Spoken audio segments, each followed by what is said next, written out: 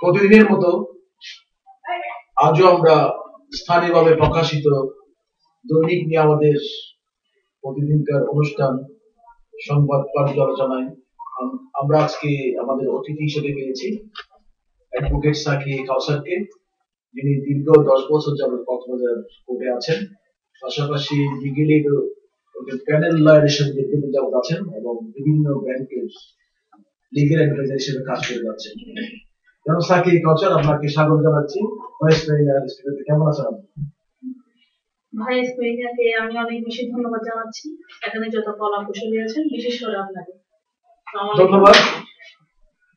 আজ আমরা 17টি দৈনিক পেয়েছি, এর মধ্যে আমরা হেডলাইন গুলি আসলে আলাপ করব। বিশেষ করে কক্সবাজারের আমাদের আঞ্চলিক যেসব সংবাদ থাকে আমরা অবশ্যই জাতীয় পর্যায়ে কিছুটা আলাপ করব। আমাদের প্রধান ফোকাসটা থাকবে কিন্তু আমাদের স্থানীয় সংবাদগুলোর মধ্যে।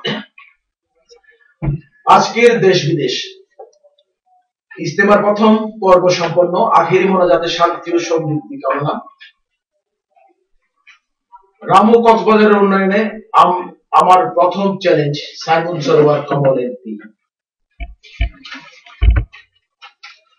শঙ্কিত অভিভাবক শিক্ষার্থীরা, শহরে 18 পয়েন্টে বখাটে রোমিওদের উৎপাত। দৈনন্দিন কিন্ডারগার্টেন শিক্ষার্থীদের চাপিয়ে দিচ্ছে অতিরিক্ত বইয়ের বোঝা। পুলিশ ও পাচারকারের মধ্যে গুলি বিনিময়। দৈনিক বাকখালী, আমরা লজ্জা পাই। এটা আসলে শেখ হাসিনা এবং খালেদা জিয়ার দুটা ফুটেজ আছে এখানে। কক্সবাজার জেলা অধিকাংশ জুডিশিয়াল ম্যাজিস্ট্রেট আদালতে বিচারক শূন্য। পৌর কর্তৃপক্ষের দায়সারা কাজে স্কুল পড়ুয়া শিক্ষার্থীদের দুর্ভোগ।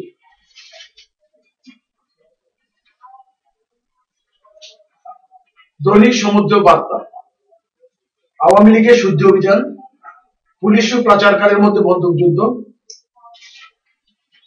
ঈদগাঁও কচুরে উপজেলা উন্নীতকরণের কাজ শুরু করা হবে, সাইমন সরোয়ার কমল। সম্প্রীতি ও শান্তি কামনায় ইজতেমার প্রথম পর্ব সম্পন্ন। টেকনাফে পুলিশ ও মানব পাচারকারীদের মধ্যে গুলি বিনিময়, এসআই সহ 3 পুলিশ গুলিবিদ্ধ। চকরিয়ায় প্রভাবশালীদের দখলে 10 বালু মহল, রাজস্ব হারাচ্ছে সরকার। দৈনিক কক্সবাজার, কাঙ্ক্ষিত উন্নয়ন হয়নি মহেশখালীর, ঐক্য ও কল্যাণ কামনায় লাখো মানুষের প্রার্থনা। উন্নয়ন ও মানুষের সেবায় নিজেকে উৎসর্গ করব, ঈদগাঁও বিশাল গণসম্বর্ধনায় নবনির্বাচিত সাংসদ কমল। টেকনাফে আদম প্রচারের গুলিতে পুলিশ ও 3 সদস্য আহত, গ্রেফতারে। দৈনিক সাগর দেশ, একই প্রায় গীতা, কক্সবাজার রাম উন্নয়নে আমার প্রথম চ্যালেঞ্জ, সাইমন সরোয়ার কমল।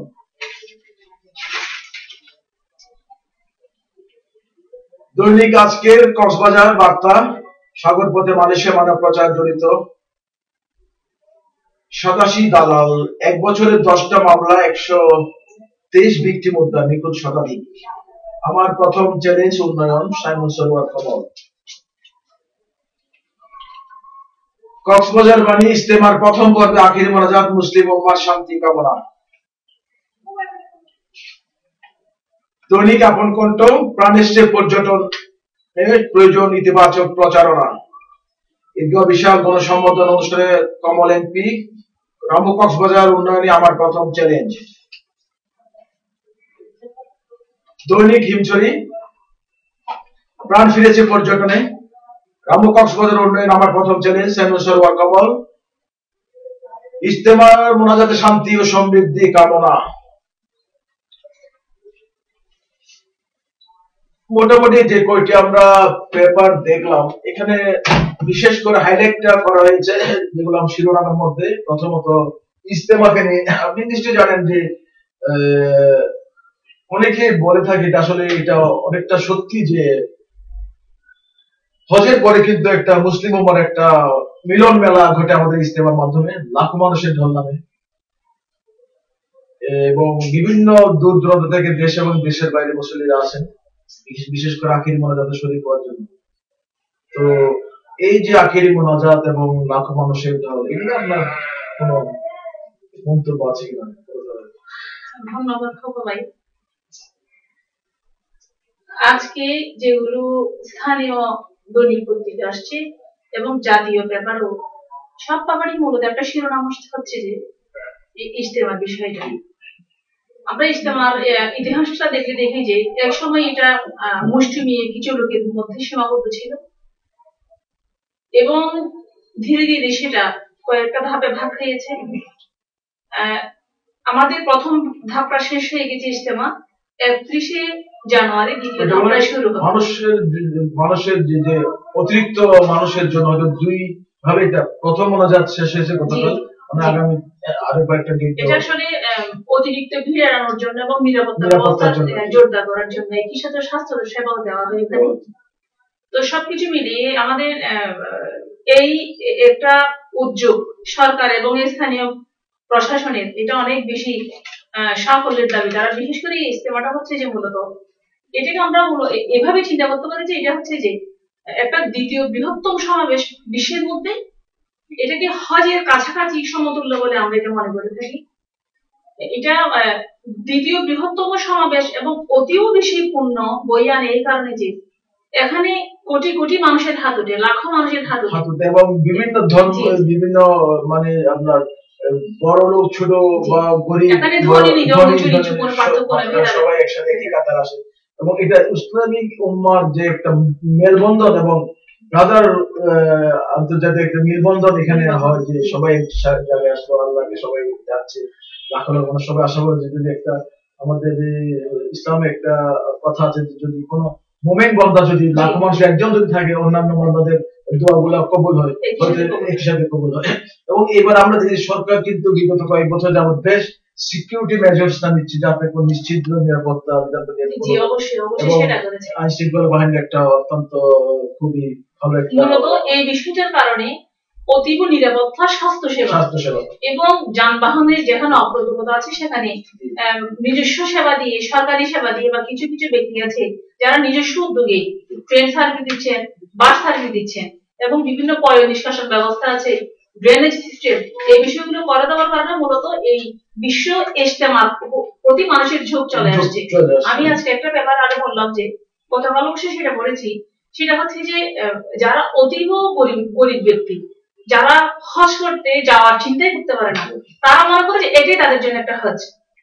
লাখো মুসলিমের এই সমাবেশে একটাই শুধু মানুষের প্রার্থনা থাকে, সেটা হচ্ছে যে বিশ্ব শান্তি কামনা। এবং আরেকটা বিষয় সেখানে যোগ হয়েছে, সেটা আমি কালকে পেপার এবং আজকেও পড়েছি যে 180 জন মতো গরিব, এতিম, নিঃস্ব, দরিদ্র, তাদের বিয়ে দেওয়া হয়েছে। সেখানে কাবিনও হচ্ছে, সেখানে বিয়ে হচ্ছে, কিন্তু সেটা না পাওয়ার জন্য ব্যবস্থা নেই, শুধুমাত্র খুরমা আর শরবতের পানি।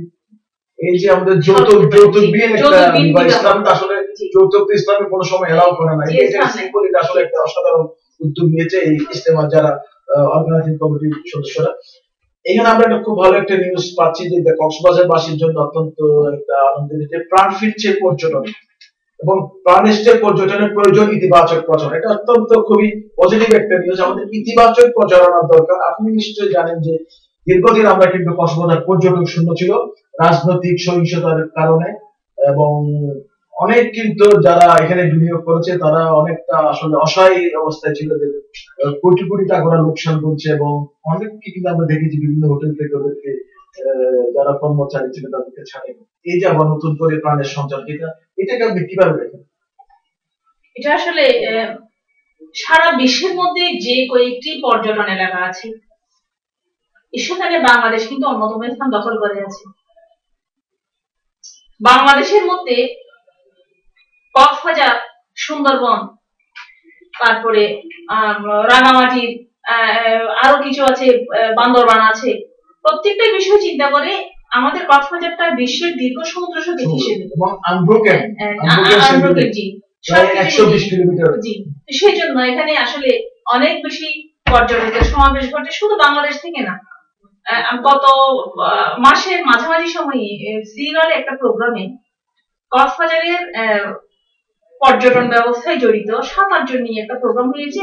সাদা আরো কয়েকজনকে ইনভাইট করা হয়েছিল। সেখানে বলেছে যে পর্যটন শিল্পে বাংলাদেশে গত সেপ্টেম্বর মাস থেকে ডিসেম্বর মাসের শেষ পর্যন্ত যে ধসটা নেমেছে, তাদের আশঙ্কা হয়েছে যে এই ধসটা তারা আগামী 10 বছরে পূরণ করতে পারবে না। তো এটা আমাদের জন্য অনেক বেশি আশার আলো সঞ্চার করেছে যে এখন কিন্তু আমাদের সেই চিন্তা চেতনা নাই, এখন রাজনৈতিক কোনো ভায়োলেন্স নাই, কোনো অস্থিরতা নাই। আমরা চাইতে একটা রাজনৈতিক শান্তিপূর্ণ রাজনৈতিক পরিবেশ বজায় থাকবে, এবং যারা এদেশের এখানে কিন্তু এখানে লাখো লাখো মানুষের কিন্তু জীবন জীবিকা কক্সবাজার এটার উপর ডিপেন্ড করে। সুতরাং এখানে একটা ভালো প্রাণ এসছে, প্রয়োজন ইতিবাচক প্রচারণা। আমরা অনেক সময় দেখি যে বিভিন্ন সংবাদ মাধ্যমে নেগেটিভ কিছুটা প্রচারণা হয়, হয়তো এই জিনিসটা হয়তো ওনারা মনে করবেন পর্যটনের ক্ষেত্রে এই যে বিভিন্ন ধরনের নেতিবাচক কিছু সংবাদ প্রচারণা করে অনেক সময় পর্যটকরা যারা দুর্যোগরা কিন্তু শঙ্কিত হয়। সুতরাং আমাদের উচিত যারা সংবাদকর্মী আছেন, সংবাদে যারা আছেন এইসব তাদেরকে যাতে ইতিবাচক এনকারেজিং কিছুটা যাতে আসুন, আপনারা কক্সবাজার আসুন অবশ্যই এরকম পজিটিভ মাইন্ডেড হয়ে যারা সংবাদকর্মী আছেন তাদের সংবাদ পরিবেশন করা উচিত, এবং পর্যটন ব্যবসায় ধস না নামার জন্য। যেহেতু বাংলাদেশের পর্যটন শিল্প পৃথিবীব্যাপী, তো সেই হিসেবে আমাদের এই পর্যটন ব্যবস্থার এই মৌসুমকে আমাদেরকে অবশ্যই কাজে লাগাতে হবে। যারা ব্যবসা করেন, যারা বিভিন্ন শিল্প বণিক সমিতি আছেন, বিশেষ করে আমাদের প্রশাসনকে, যারা পর্যটক আসবেন তাদেরকে অবশ্যই বেশি নিরাপত্তা দিতে হবে, থাকা খাওয়ার সুব্যবস্থা করে দিতে হবে, এবং তারা যেন নিরাপদ ভাবে এখানে চলতে পারে। যেমন ছিনতাইয়ের জন্য কোনো সমস্যা না হয়, হোটেলে যেন কোনো অন্যান্য কোনো ভাড়াটে কোনো ব্যক্তির যারা যেন সন্ত্রাসী দ্বারা কোনো সমস্যা না হয়, এই সমস্ত বিষয়গুলো তাদেরকে চিন্তা করতে হবে। সবাইকে আমাদের এবং কক্সবাজার যারা আছে সবাইকে পর্যটক বান্ধব হওয়া উচিত। আমাদের প্রত্যেকটা কার্যক্রম যাতে পর্যটক সহিষ্ণু হয়, পর্যটক বান্ধব যদি হয়, প্রশাসনকে সহযোগিতা করা উচিত। এখানে আরেকটা আমরা রিভিউজ দেখলাম বেশ কয়েকটা করে সাগর পথে মালয়েশিয়া মানব পাচার। এই যে মানব পাচারটা আমরা থামছে না কেন, এটার কারণটা কি? এই যে আমরা দেখলাম প্রত্যেকদিন কিন্তু 2-3 পর বেশ কিছু লোক ধরা পড়ছে এবং সাগরে আত্মাহুতি দিচ্ছে, অনেক সময় নৌকাগুলিতে মারা যাচ্ছে। কিন্তু আমরা দেখি যারা গডফাদার যারা আছে এরা কিন্তু এখন ধরা ছোঁয়াবে। এটা আপনি কিভাবে দেখেন? কেন এরা আইনের আওতাদেরকে আমরা আনতে পারছি? আসলে এখানে আপনি হয়তো জানবেন, আপনার হয়তো আজকে পেপার পড়েছেন বা আগেও এই সমস্ত নিউজ আমরা পড়েছি। আজকের পেপারে বিভিন্ন পত্রিকায় হয়তো কিছু পেপারে সেটা আসে না, সেটা হচ্ছে যে এখানে যে সমস্ত দালালগুলো জড়িত, এখান থেকে মিনিমাম 50 থেকে 60 জন দালাল চার্জশিটভুক্ত আসামি, এখানে বলা যে জড়িত 87 জন দালাল। এরা আসলে এখানে টেকনাফের সীমান্ত, বার্মা সীমান্ত, তারপরে হচ্ছে আমরা ট্রানজিট পয়েন্ট আমরা যেগুলো ধরে থাকি, তারপরে হচ্ছে ওই মালয়েশিয়া যাওয়ার জন্য যারা কাজ করে তারা একই সাথে অন্যান্য পাচারের সাথে জড়িত আছে। আমরা মূলত পাচার হিসেবে ধরছি যে এখান থেকে বাংলাদেশ থেকে বাইরে নিয়ে যাওয়া, কিন্তু এখানে সিঙ্গাপুর ও নিয়ে যাচ্ছে বলে আমরা ইদানিং কিছু পেপারে সেটা দেখেছি। যদি 50 জন দালাল যদি চার্জশিটভুক্ত এবং ওয়ারেন্টভুক্ত হয়, তাহলে আমরা এটা ধরে নেব যে এটা আমাদের অবশ্যই প্রশাসনিক দুর্বলতা আছে, সাথে সাথে আইনের দুর্বলতাও আছে। এত বেশি প্রভাবশালী, অনেক বেশি প্রভাবশালী। যেমন আমি আপনাকে বলি, আপনি তো শুরুতেই বলেছেন যে আমি একজন নেটওয়ার্কার, আমি কাজ করছি। আমি বিগত প্রায় 2.5-3 বছর হবে আমি নারী ট্রাইব্যুনালে কাজ করছি, একজন এডিবি হিসেবে আমি কাজ করছি। সরকার পক্ষের মামলা পরিচালনা করতে গিয়ে আমরা অনেক বেসরকারি বিভিন্ন মামলা মোকদ্দমা করে থাকি। সেখানে আমাদের যদি মানব পাচার আইন যেটা আগে ছিল না, মানব পাচার আইন 2012 হয়েছে, তো সেখানে বলেছে যে সমস্ত দালালগুলো আছে তাদেরকে সর্বোচ্চ শাস্তি যদি ধরা পড়ে বা প্রমাণ হয়, তাহলে তাদের সর্বোচ্চ শাস্তি। যে মানব পাচার আইনের কথা যখন বলছেন 2012 যেটা হয়েছে, আমরা কিন্তু আগে যে আইনটা ছিল এখানে কিন্তু যারা ভিকটিম এদেরকে কিন্তু কাস্টডিতে নেওয়া হতো। এরা কিন্তু আমরা সচরাচর দেখি এরা যে গরিব অসহায় লোকগুলা কিন্তু পুলিশ হেফাজতে নিয়ে যাওয়া হতো, এবং অনেক ওদেরকে অনেক ক্যামেরা ট্রায়ালের ব্যবস্থা করা হয়েছিল। ক্যামেরা ট্রায়ালের সেই ক্ষেত্রে যারা মেইন গডফাদার এদেরকে আইনের আওতায় নেয় না, যারা ভিকটিম তাদেরকে কেন আইনের আওতায়? এটা কি কোনো সংশোধিত হয়েছে? আসলে ভিকটিম তো সবসময় ভিকটিমই থাকে। দালালরা অবৈধ টাকা উপার্জনের জন্য তারা কাজ করে থাকে এবং তারা প্রশাসনকে ম্যানেজ করে এই কাজগুলো করে থাকে। যেমন ধরেন আজকে এএসআই নুরুজ্জামান যিনি আহত হয়েছেন, সাথে আরো দুজন। এই এএসআই নুরুজ্জামান উনি কিন্তু বাংলাদেশ পুলিশের পক্ষ থেকে উনি কিন্তু অনেক বেশি সম্মান অর্জন করেছেন এবং উনি পুরস্কৃত হয়েছেন, তিরস্কৃত হন নাই। সুতরাং এই সমস্ত জায়গায় এমন ব্যক্তিদেরকে নিয়ে যাওয়া হয় যারা অতীব সাহসী, কিন্তু সাহসের সাথে তারা দায়িত্ব পালন করেছেন। কিন্তু দালাল পরিবেষ্টিত কিছু ব্যক্তি আছে, পুলিশের কাজ করে এমন কিছু ব্যক্তি আছে যারা এই সমস্ত কাজে যায় না। ঠিক তেমন করে আইনের জটিলতায়, আইনের ফাঁকা করে, যেমন ধরেন একটা মামলা হয়েছে, একটা পাচারের মামলা হয়েছে, সেটা সংশ্লিষ্ট থানায় দিয়েছে তদন্তের জন্য। কিন্তু যিনি পাচারকারী উনি কোনো না কোনোভাবে সেটা ম্যানেজ করেন। উনি ম্যানেজ করে উনি চার্জশিট থেকে চলে আসেন।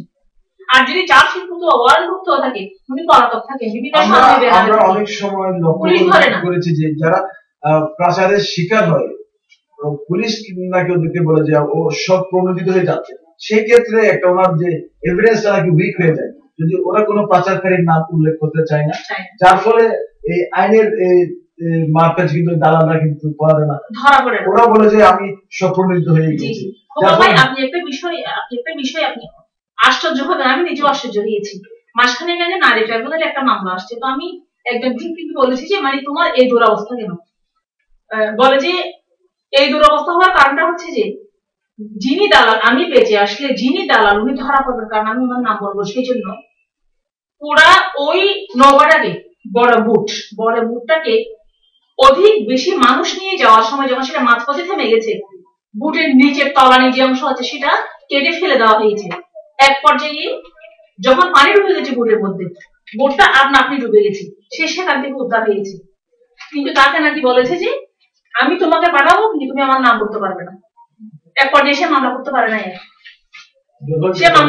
না, তাহলে এই যে কিছু জিনিস যেগুলো আমাদের আশার বাইরে আছে, এই জন্য দালালরা পার পেয়ে যায়। এটা আসলে একটা আমাদের সম্মিলিত প্রয়াস দরকার এবং আরো সচেতন হওয়া দরকার। আমরা যত জানি জেলা উপজেলা পর্যায়ে যে মানব পাচার প্রতিরোধ কমিটি যারা, এটা তো সঠিক প্রয়োজনীয়তা মানতে যদি মিটিংটা হতো, অন্তত তৃণমূল পর্যায়ে একটা যদি মেসেজ আসতে হয়তো বা প্রশাসন যন্ত্র যদি এটাকে যদি আরো কার্যকর হতো, আমরা আরো কিছুটা সুফল পেতাম। হয়তো 100% ঠিক হতো না, কিছুটা হয়তো সুফল পেতাম।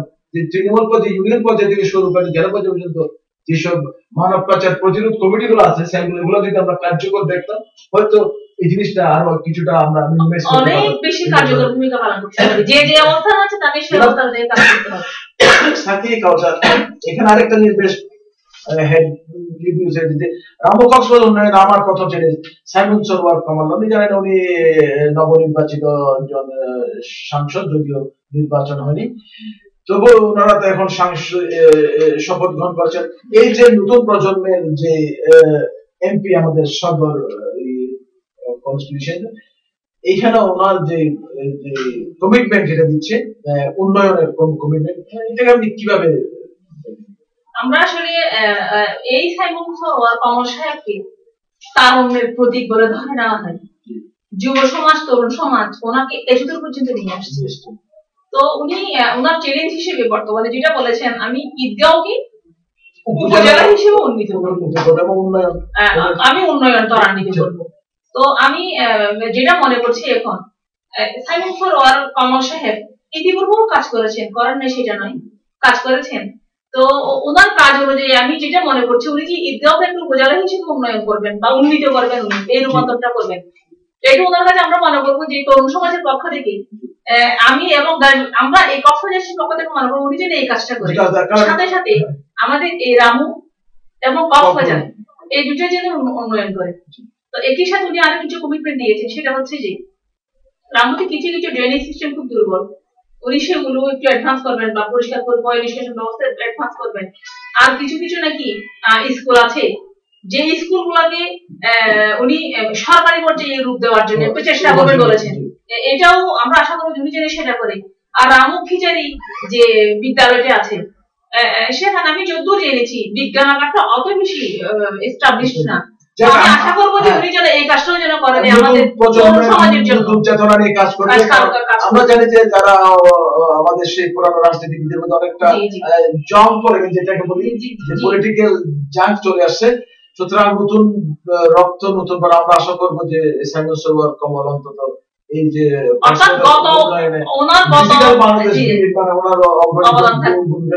এখানে সম্পর্কে এখানে কিছু কিছু আমরা দেখি যে পৌর কর্তৃপক্ষের দায়সারা কাজে স্কুল পড়া শিক্ষিত এখানে বিশেষ করে বলা যায় যে ডাস্টবিন গার্বেজ ম্যানেজমেন্ট। আপনি কক্সবাজারে আপনি দেখবেন যে বর্জ্য নিষ্কাশন যে ব্যবস্থা কিন্তু কক্সবাজার কিন্তু নেই, যে আমরা স্বাস্থ্যকর স্থান বলি একটা পর্যটন, এই যে যত্র বর্জ্য এটার কোনো সুব্যবস্থা নাই, গার্বেজ ম্যানেজমেন্ট এটা কিভাবে এটা গত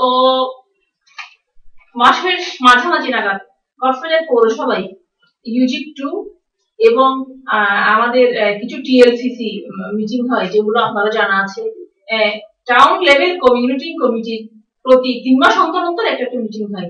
সেখানে গত 3 মাসে কি কাজ করা হয়েছে, আগামী 3 মাসে কি পদক্ষেপ আমরা নেব, গণপূর্তের সাহায্যে এবং পৌরসভার সাহায্যে, অর্থাৎ প্রত্যেকটা বিষয় বিবেচনা করে যিনি আমাদের পৌর মেয়র আছেন, নগরভিটে আছেন, উনি কিছু কিছু ইনিশিয়েটিভ হাতে নিয়েছেন কিছু কাজ করবে। তো সেখানে আমাদের গোলদিঘির পাড়ের যে এলাকাটা আছে, যেটা আমাদের আজকে ব্যাপারের শিরোনাম হয়েছে, শুধু কথা দিয়ে নয় ছবি দিয়ে, গোলদিঘির পাড়ের পাটটা উনি অচিরেই করবেন। উনি বলেছেন যে আমি এপ্রিল মাসের আগে গোলদিঘির পাড়ের ওই যে কিনারাটা আছে সেটা আমি করে দেবো।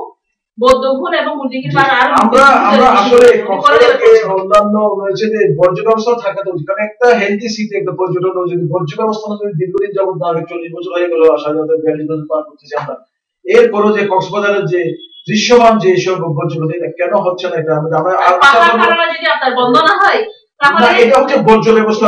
এই যে আমরা এটা গণসচেতনার পাশাপাশি পৌরসভা কর্তৃপক্ষের দায়িত্বের পাশাপাশি জনগণকে সচেতন করা দরকার। আমরা যেমন বাসা থেকে বেরিয়ে ময়লা আবর্জনাটা রাস্তার পথে নির্দিষ্ট কিছু তো ডাস্টবিনে স্থাপন করা হয়েছে, তো সচেতন হলে আমরা সেখানে সবাই যদি আরেকটা আমরা আরেকটা জিনিস দেখব যেটা আপনি কক্সবাজার জেলার অধিকাংশ জুডিশিয়াল ম্যাজিস্ট্রেট আদালতে বিচারক শূন্য। এই যে বিচারক শূন্য, আমরা আশা করি 60টি উপজেলা জুডিশিয়াল ম্যাজিস্ট্রেট সহ 13টি ফৌজদারি জুডিশিয়াল আদালতের মধ্যে বর্তমান 6 জন বিচারক। এটাকে আপনি কিভাবে, যার ফলে হাজার হাজার আপনার এইসব মামলা স্থূল হয়ে যাচ্ছে, জনগণের কষ্ট পাচ্ছে, মানুষ দুর্বল হয়ে, এটাকে আপনি কিভাবে এইভাবে হয়রানি হচ্ছে, এদের সরকার এইভাবে কোনো পদক্ষেপ নেওয়া যাচ্ছে না? আসলে এখানে খোকা ভাই যেটা বলতে হয় সেটা হচ্ছে যে এই নিউজটা যেটা আসছে এটা আমাদের অনেক দিনের পর্যন্ত একটা জট বাঁধা হয়ে গেছে আমাদের কাছে। যেমন ধরেন এখানে জুডিশিয়াল ম্যাজিস্ট্রেট হচ্ছে যে কক্সবাজার সদর এর যতগুলো মামলা মোকদ্দমা হয়, যেগুলো থানায় হলে সেগুলো সিআর মামলা হিসেবে কোর্টে হচ্ছে কোন মামলা বিচার কাজ যদি ত্বরান্বিত করতে হয় সেই সমস্ত কোর্টে অবশ্যই একজন অফিসার থাকা দরকার। আমাদের কক্সবাজারে দীর্ঘদিন পর্যন্ত চিফ জুডিশিয়াল ম্যাজিস্ট্রেট ছিলেন না, পরে নিয়োগ হয়েছে কোনো না কোনো কারণে, হয়তো উনি কোর্ট করতে পারেন নাই, এরপরে বদলি জনিত কারণে আর 4 জন চলে গেছে। তো শেষ পর্যন্ত চতুর্থ আদালত যেটা আছে সেখানে মহিউদ্দিন মোল্লা নামে একজন আসছেন, উনি সম্প্রতি আসছেন 3-4 দিন আগে, উনি কোর্ট করছেন।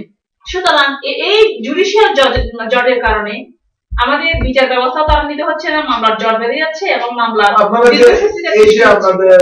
অ্যাসোসিয়েশন যেটা আমরা বলি আইনজীবী সমিতি, এদের পক্ষে তো আমরা কোনো ধরনের সরকারকে কোনো ধরনের আপনাদের এই ধরনের প্রেয়ার দেন বা রিকোয়েস্ট করা দিয়েছে যে আমরা এটা আসলে ওই আইনজীবী সমিতি যেটা আছে, আইনজীবী সমিতি কিছু উদ্যোগ নিয়েছে, কিন্তু এখানে যাদেরকে আসলে বদলি করা হয় প্রশাসনিক জটিলতার কারণে তারা ঠিক মতো আসতে পারে না এটা। তবে সাম্প্রতিক সময়ে গত সপ্তাহে একজন নিয়োগ দেওয়া হয়েছে, আরেকজন নাকি আগামীকালকে।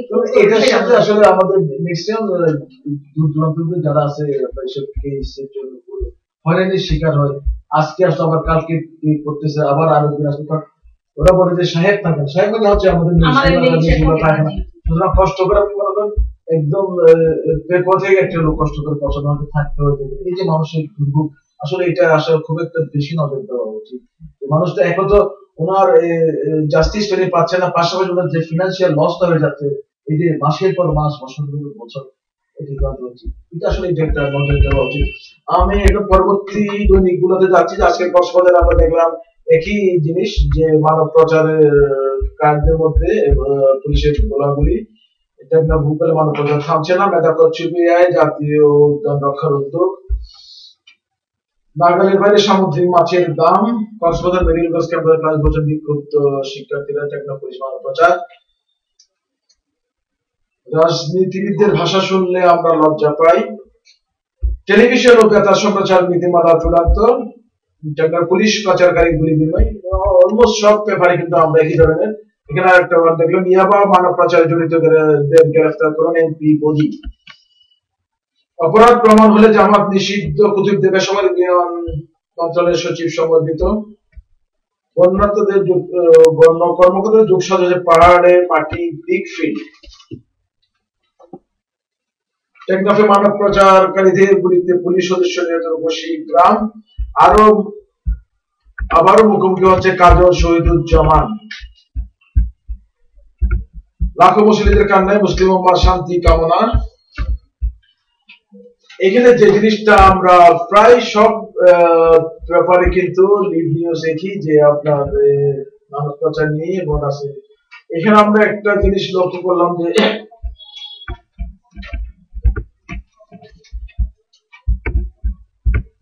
পর্যটন মুখী আবার হচ্ছে কাজল এবং শহীদুজ্জামান এমপি উপজেলা নির্বাচনে, কিন্তু যদিও জাতীয় নির্বাচনে আমাদের বিরোধী দল যায়নি, কিন্তু ওনারা কিন্তু উপজেলা নির্বাচনে যাচ্ছেন, আপনি নিশ্চয়ই জানেন। কক্সবাজারে যে দুইটা বিএনপির মধ্যে যে দ্বিধা বিভক্ত আমরা লক্ষ্য করছি, এখানে শহীদুজ্জামান আগের সাংসদ ছিলেন এবং বিগত আমাদের সাংসদ ছিলেন কাজল। ওনারা কিন্তু দুইটা দাবি, উপজেলা প্রার্থী কার লবিতে যাবে এটাই চিন্তা ভাবনা। এটা নিয়ে আপনি কি ভাবছেন যে এটা বিএনপির জন্য কতটুকু রাজনৈতিকভাবে আপনার এটা ভালো ইতিবাচক চিন্তা ভাবনা হবে? এটা এর মধ্যে যদি বিভক্ত হয়ে যায় এটা কিভাবে দেখছেন? খোকা ভাই, আপনি তো একটা বিষয় ভালো করে জানেন যে একটা কথা আছে ইংরেজিতে পাওয়া আছে, united we strong, divided we fall. একতাই শক্তি, বিভেদে পতন। রাজনীতির ভাষাটা হওয়া উচিত যে একতা, যেখানে সাম্য, মৈত্রী, ভ্রাতৃত্ব নেই, সেখানে তো রাজনীতি ঠিক না। আমরা এখন আসলে তরুণ প্রজন্মের চিন্তাধারায় আমি একটা কথা বলতে চাই, সেটা হচ্ছে যে দ্বিধা বিভক্তি যতদিন যাবে না, আওয়ামী লীগ বলেন, বিএনপি বলেন, কোন জায়গায় সফলতা আসবে না, এবং সেটা প্রভাব পড়ে কোথায়? তাদের কাজে কর্মে, জাতীয় পর্যায়ে জনগণের দুর্ভোগের শিকার, এবং আমাদের ভাবমূর্তিও নষ্ট হয়, আমাদের লোকের ভাবমূর্তি নষ্ট হয়ে যাচ্ছে। দেশে সরকার আমাদের ভাবমূর্তি, এই যে দ্বিধা বিভক্তি, আমাদের একটা কালচার হয়ে গেছে, সবখানে একটা ডিভিশন, অসহযোগিতা মনোভাব নিয়ে আমাদের এগোতে হচ্ছে। আমরা কোন দিকে যাবো? কার পাল্লা ভারী, এইসব চিন্তা করতে করতে গিয়ে আমার অবস্থা হয়ে যায় যে আমরা সঠিক প্রার্থী নির্বাচন করতে পারি। এখানে একটা ভালো একটা, যেহেতু পরিবেশের কথা বলা হয়েছে, এখানে আজকের কক্সবাজারে মেধা কচ্ছপে জাতীয় উদ্যান রক্ষা। আপনি নিশ্চয়ই জানেন যে কক্সবাজারে যে বনসম্পদ রয়েছে দৃশ্যমান, যেটা আমরা দেখি যে মেধা কচ্ছপে আপনার কক্সবাজার আসার আগে বিশেষ করে চকরিয়া ক্রস করে যে মেধা কচ্ছপ আমরা অনেকে গর্জন করে, আসলে খুবই অনিন্দ সুন্দর একটা পরিবেশের মধ্যে দিয়ে গাড়িটা পাস করে। যে গর্জন প্লট, শতবর্ষিয়ান গর্জন প্লট, একে রক্ষার জন্য উদ্যোগ নেওয়া হয়েছে। তো এটা আমাদের জন্য ইতিবাচক, এবং কক্সবাজারকে যদি আমরা পর্যটন শিল্পের এটা একটা অংশ হতে পারে, এটা অংশ এটাকে আমরা চাইলে এটাকে আমরা একটা ব্র্যান্ডিং করতে পারি, যদি আমাদের ন্যাচারাল রিসোর্স এবং প্রকৃতি এবং পরিবেশের একটা আমরা ব্র্যান্ডিং আমরা করতে পারি। কিছু একটা সংবাদ আমরা দেখলাম বক্স করা হয়েছে যে এই যে সম্প্রচারণ নীতিমালা এটা করা হচ্ছে, আমাদের তথ্যমন্ত্রী সাহেব একটা ঘোষণা দিয়েছেন। আমরা যতটুকু জানি এটা গতকালকে একটা খসড়া হয়েছে, সম্প্রচারণ নীতিমালা শীঘ্রই মন্ত্রিসভায় উত্থাপিত হবে। আমরা চাই যে একটা ভালো একটা নীতিমালা হোক এবং দেশবাসী যেন ভালো তথ্য নিয়ে সেটা সুফল ভোগ করুক। আরেকটা ভালো সংবাদ আমরা দেখলাম যে ইয়াবা পাচার ও সাথে জড়িত যেখানে পান আটক করুন এমপি বদি। এটা নিয়ে আপনার কি মনে করেন? এই যে একজন দীর্ঘদিন পর একজন সাংসদ এই যে আজকে একটা ভালো একটা কথা বললেন, এই জিনিসটা কি আমি কিভাবে দেখেন? আমি কিছুক্ষণ আগে খোকা ভাই আপনাকে বলেছি যে পাচারের বিষয়, পাচার এবং ইয়াবা, আমি মনে করি এই দুটাই পাশাপাশি চলে, সমান্তরাল। কারণ একই গডফাদারের অনেক হাত থাকে, তারা ডান হাত দিয়ে পাচার করলো, বাম হাত দিয়ে তারা ইয়াবা কেনা বেচা করলো বা অন্য জায়গায় তারা স্থানান্তর করলো, মাধ্যম কিন্তু একটি। এই জন্য আমাদেরকে অবশ্যই এই পাচারের বিষয়ে বা ইয়াবার বিষয়ে গণমাধ্যমের যে লেখালেখিটা সেটা আরো বিস্তার হওয়া উচিত। এবং জনপ্রতিনিধিরা যদি আরো 4 বছর আগে যদি এই ধরনের যদি আন্দোলনের শরীর হতো, আমরা এই ধ্বংসাত্মক ইয়াবা থেকে অনেকটা আমরা পরিত্রাণ পেতাম এবং প্রজন্মটা রক্ষা পেত। আমাদের আসলে আমাদের যুব সমাজ তো ধ্বংস হয়েছে ইয়াবার কারণে।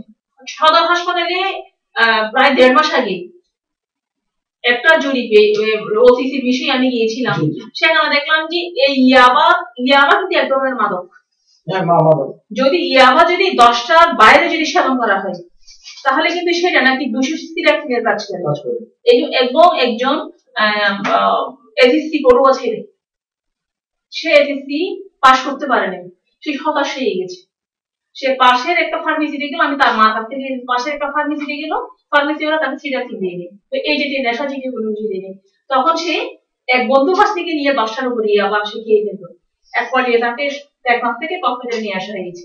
আমি এ পর্যন্ত জানি। তাহলে ইয়াবা হচ্ছে যে যুব সমাজ, তরুণ সমাজ এবং সর্বোপরি আমাদের পুরা দেশের জন্য এটা মারাত্মক একটা বহুমাত্রিক এফেক্ট আমরা সমাজে পাই। নারী নির্যাতন, শিশু নির্যাতন সবকিছু। অবশ্যই অবশ্যই। জানো সাকিব কাউসার, আপনাকে অসংখ্য ধন্যবাদ আমাদের সাথে থাকার জন্য। সুপ্রিয় দর্শক শ্রোতা, এই ছিল আজকের আমাদের স্থানীয়ভাবে প্রকাশিত দৈনিক দিয়ে সংবাদ পর্যালোচনা। তো আমরা আগামীতেও এই পর্যালোচনার সাথে আপনাদের থাকার আমন্ত্রণ জানিয়ে এখানে শেষ করছি। সবাই ভালো থাকুন, নিরাপদে থাকুন। ধন্যবাদ সকলকে। ধন্যবাদ ভাই।